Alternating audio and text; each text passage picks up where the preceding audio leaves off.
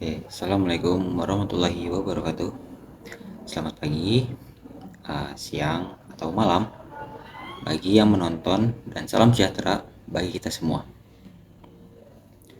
Yang saya hormati, para hadirin sekalian, Bapak dan Ibu yang telah hadir pada sesi pidato hari ini. Jika tidak, ada pepatah mengatakan bahwa jika tak kenal maka tak sayang. Alangkah baiknya, maka izinkan saya perkenalkan diri terlebih dahulu. Perkenalkan, nama saya Muhammad Haikal Alen, yang pada hari ini akan menyampaikan pidato yang berhubungan dengan pendidikan di Indonesia. Tanpa berlama-lama lagi, izinkan saya untuk memulai pidato pada sesi hari ini. Yang pertama, mari kita panjatkan puji dan syukur kehadirat Allah Subhanahu wa taala kepada Tuhan Yang Maha Esa, karena berkat rahmat karunia-Nya kita dapat berkumpul di tempat ini dalam keadaan sehat walafiat.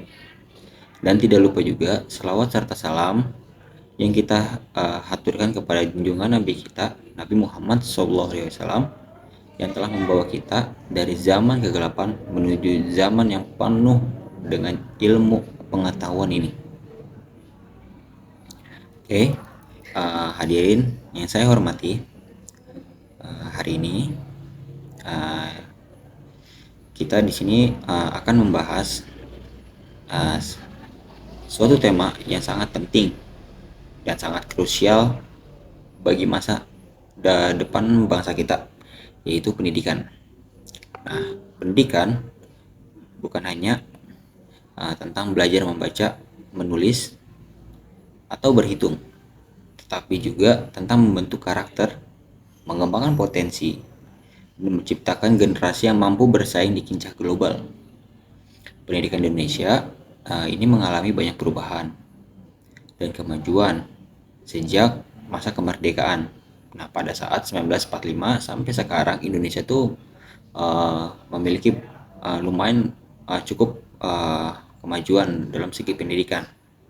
Namun masih banyak juga tantangan yang harus kita hadapi dan kita perbaiki bagi bangsa kita terhadap pendidikan ini. Nah, salah satu masalahnya itu yang paling mendesak adalah kesenjangan akses pendidikan antara daerah perkotaan dan pedesaan. Nah, masih banyak nih di sini kayak anak-anak yang di pelosok negeri yang tidak mendapatkan pendidikan yang layak karena fasilitas, tenaga pengajar, atau infrastruktur itu yang masih kurang. Kita bisa lihat, ambil contoh seperti di daerah pelosok ini, di daerah Papua. Nah, di daerah sana mereka tuh banyak kekurangan tenaga pendidik, terus juga infrastruktur yang mereka dan fasilitas-fasilitas yang tidak memadai bagi mereka untuk belajar. Nah, makanya banyak dari mereka mengalami pendidikan yang kurang. Nah, pemerintah nih harus berupaya keras untuk memperbaiki kondisi ini dengan berbagai program-program. Nah, salah satu program yang pemerintah jalani yaitu adalah BOS atau BOS. Nah, ini kayak bantuan operasional sekolah. Lalu ada juga program beasiswa dan pembangunan sekolah-sekolah baru. Namun, usaha ini tuh kayak belum cukup bagi kebanyakan di rakyat Indonesia. Nah, sebagai bagian dari masyarakat, nah kita tuh berperan aktif dalam mendukung pendidikan. Jadi tidak hanya pemerintah saja, guru, kita juga yang ada di lingkungan sekitar itu harus turun aktif untuk mempermasalahkan soal pendidikan. Nah, di sini kayak saya mengajak kita untuk berkontribusi dalam meningkatkan kualitas pendidikan yang ada di Indonesia. Nah, salah satunya ini kayak dengan mendukung para guru-guru kita. Nah, nih guru-guru itu adalah kayak ujung tombak dari pendidikan kita. Tanpa mereka, kita tidak bisa membaca, berhitung, atau kita tidak bisa juga mengembangkan potensi kita. Nah, mereka tuh ini sangat berjasa bagi kita. Bahkan mereka tuh tidak hanya mengajar, tetapi juga untuk mendidik, membimbing, dan membentuk karakter-karakter anak kita dari kecil hingga berusia remaja, yang sudah seharusnya kita memberikan perhatian lebih kepada kesejahteraan dan pengembangan profesi mereka. Di sini peningkatan kualitas guru juga dapat dilakukan melalui pelatihan berkelanjutan, pemberian insentif yang memadai, dan penyediaan fasilitas yang mendukung. Nah, proses belajar mengajar selain itu, teknologi juga harus dimanfaatkan sebaik mungkin untuk membangun guru dalam melaksanakan tugas-tugasnya. Nah, di era digital ini, teknologi ini kayak dapat membantu atau menjadi alat kita yang sangat paling efektif untuk meningkatkan mutu pendidikan. Selanjutnya tuh kayak kita juga harus memastikan bahwa kurikulum diterapkan di sekolah itu relevan dengan kebutuhan di zaman yang sekarang. Jadi kurikulum ini kalau bisa di diupdate terus setiap tahunnya. Karena kurikulum ini harus mampu membekali siswa dengan pengetahuan dan keterampilan yang diperlukan untuk menghadapi tantangan masa depan.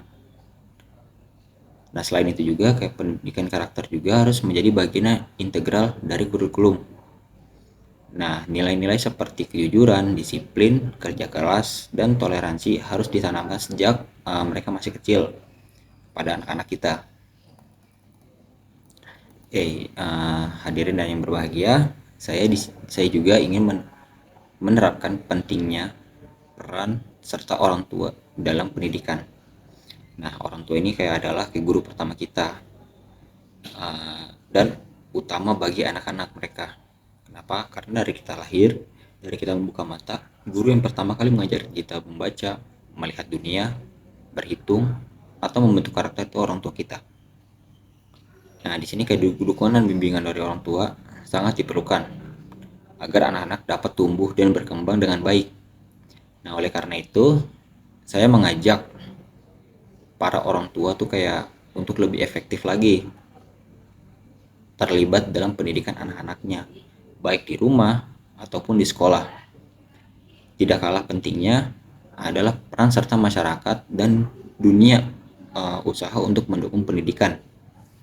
Dunia usaha dapat berkontribusi melalui program CSR atau Corporate Social Responsibility dengan menyediakan beasiswa, membangun fasilitas pendidikan, atau mengadakan pelatihan untuk siswa dan gurunya. Kerjasama antar pemerintah dan masyarakat dan dunia akan mempercepat terwujudnya pendidikan yang berkualitas dan merata di seluruh Indonesia. Oke, hadirin dan yang saya hormati, pendidikan adalah aspek yang sangat penting bagi semua orang, baik yang masih muda maupun yang sudah tua. Pendidikan itu tidak memandang usia, tidak memandang gender, baik itu perempuan, laki-laki, yang tua, yang muda atau yang tua. Nah, pendidikan ini seringkali dianggap mahal. Mengapa demikian? Karena ilmu yang kita peroleh sangat berharga dan berguna dalam berbagai situasi. Ilmu pengetahuan ini juga bisa diibaratkan sebagai senjata yang tak berwujud membangun kita di berbagai situasi. Namun yang anehnya adalah meskipun Indonesia kaya akan sumber daya alam manusia, pendidikannya ini kayak masih tertinggal. Nah, berdasarkan peringkat pendidikan dunia pada tahun 2003, tahun 2023, Indonesia berada di peringkat 68. Padahal seharusnya kita meraih peringkat yang lebih tinggi. Lalu, apa penyebabnya? Apakah kita belum mampu memanfaatkan teknologi yang baik, atau malah terlalu gampang pada teknologi seperti kecerdasan buatan sehingga ilmu yang diberikan tidak seserap yang dengan baik oleh masyarakat kita. Nah, di era digital ini, teknologi Indonesia ini kayak telah berkembang pesat, tetapi peningkatan pendidikan tidak secepat itu. Salah satu faktor mungkin adalah rendahnya minat baca masyarakat Indonesia. Di sini kayak saya bisa memahaminya karena melihat satu halaman penuh teks bisa membuat kita pusing, sehingga murid pun jadi masalah membaca. Hal ini tidak hanya terjadi pada murid, tetapi juga pada orang dewasa. Itulah mengapa pendidikan di Indonesia berada di peringkat 68, karena masyarakatnya masih enggan untuk membaca. Nah, mungkin daripada memaksakan murid untuk membaca, kita juga memanfaatkan teknologi untuk meningkatkan minat belajar mereka. Saya pernah mengalami kayak pembelajaran dengan video, itu tuh kayak lebih efektif karena ada beberapa mahasiswa atau siswinya itu lebih condong ke visual daripada mereka melihat secara teks.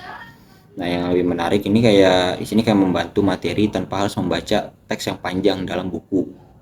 Namun bukan berarti kita harus meninggalkan buku sama sekali, karena buku tetap memiliki kegunaannya.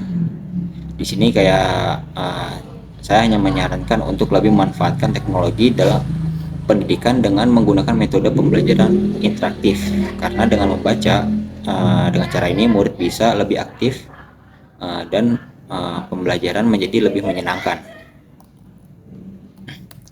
Selain itu, mengikuti arus digitalisasi, kita memerlukan sumber buku berbagai dalam bentuk digital. Namun kebanyakan buku digital hanya terbatas beberapa halaman atau sulit diakses, bahkan memerlukan pembayaran terlebih dahulu. Saya memahami bahwa ilmu itu mahal, tetapi bukan berarti harus sulit didapatkan. Seharusnya ada perpustakaan digital yang menyediakan berbagai buku, mulai dari era lampau hingga saat ini, yang bisa diakses secara gratis oleh semua orang. Dengan demikian, murid atau siapapun yang ingin mencari buku secara digital bisa dengan mudah mendapatkan tanpa harus membayar terlebih dahulu.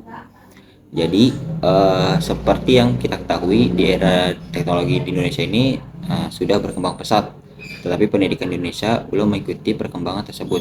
Nah, salah satu faktor rendahnya adalah kayak yang tadi saya bilang tadi, kayak kurang membaca. Oke, hadirin sekalian, kesimpulan dari semuanya kayak pendidikan ini adalah investasi jangka panjang yang hasilnya tidak dapat kita nikmati ini kayak secara instan. Namun investasi ini tuh kayak adalah yang paling berharga, karena melalui kayak pendidikan ini kita dapat menciptakan generasi penerus yang cerdas, berakhlak mulia, dan siap menghadapi berbagai tantangan. Di sini kayak saya ingin mengajak kalian semua, ayo bersama-sama kita tuh untuk berjuang untuk memperbaiki, meningkatkan kualitas pendidikan di negara tercinta ini, karena bangsa yang hebat adalah bangsa yang memiliki keturunan-keturunan yang hebat. Jadi kalau penerus-penerus kita hebat, anak-anak kita hebat, otomatis kedepannya masa depan kita, negara kita ini bisa berkembang lebih baik lagi. Nah, saya juga kayak percaya dengan gotong royong dan kerjasama dari semua pihak, kita akan mampu kayak mewujudkan pendidikan yang berkualitas dan merata di seluruh penjuru Indonesia, tidak hanya terpaku kepada beberapa kota besar seperti ibu kota atau beberapa kota-kota yang notabene memiliki infrastruktur yang memadai. Di sini saya menyampaikan terbukanya untuk masyarakat atau pemerintah Indonesia untuk peduli kepada mereka-mereka yang tinggal di daerah pelosok, untuk saling menghargai bagaimana pentingnya pendidikan. Dan saya juga ingin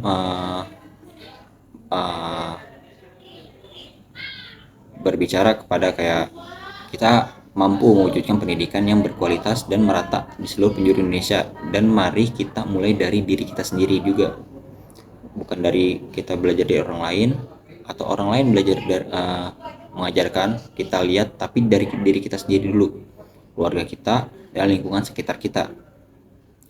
Setiap langkah kecil yang kita ambil akan membawa perubahan besar bagi masa depan anak-anak ya, atau bangsa-bangsa ini. Oke, demikian yang dapat saya sampaikan pada kesempatan kali ini. Semoga Tuhan Yang Maha Esa senantiasa memberikan kita kekuatan dan petunjuk dalam setiap langkah yang kita ambil. Terima kasih atas perhatiannya dan kerjasamanya untuk pihak dan dalam upaya mewujudkan pendidikan Indonesia. Kurang lebihnya, wassalamualaikum warahmatullahi wabarakatuh. Salam sejahtera bagi kita semua.